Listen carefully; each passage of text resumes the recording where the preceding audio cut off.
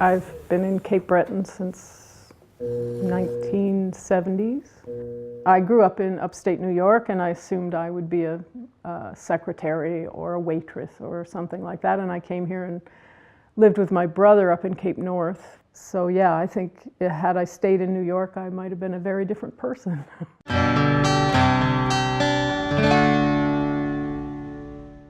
It had a big impact on me to come here, and I fished with my brother for a while.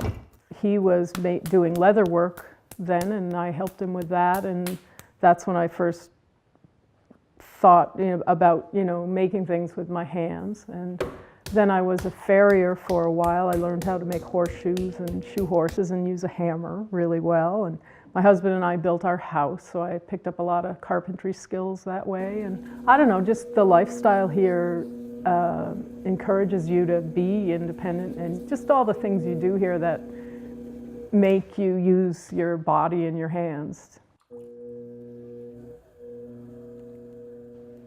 I started with Carole MacDonald in '97. I ran her shop, and then she asked me if I wanted to apprentice with her.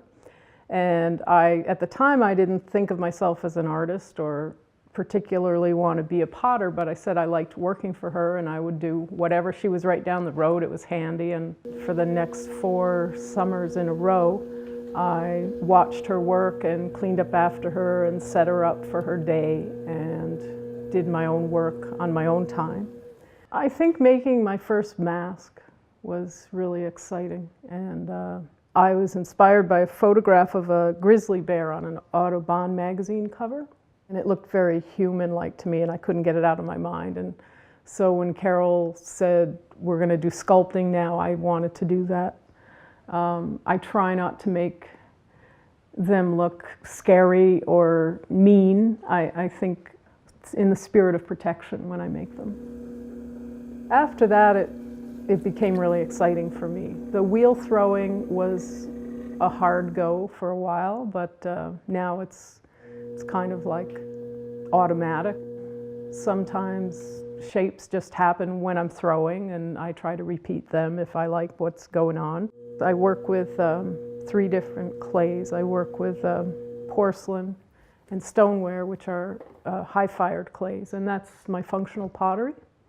And the Raku is what I use for sculpting, and that's an outdoor process that's done with propane.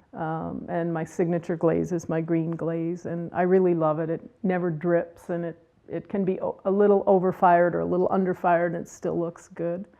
It's a process I do at home. I have a whole other studio at home where I make my glazes. In 2000, I bought this building, and I run the shop by myself.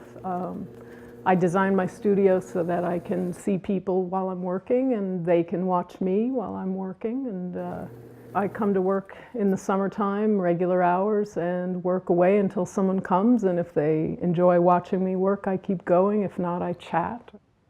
I love it when people say, I use your pots every day if they eat out of them or drink from them. It makes me feel good. And I like visiting friends that have bought my work and seeing it being used and displayed.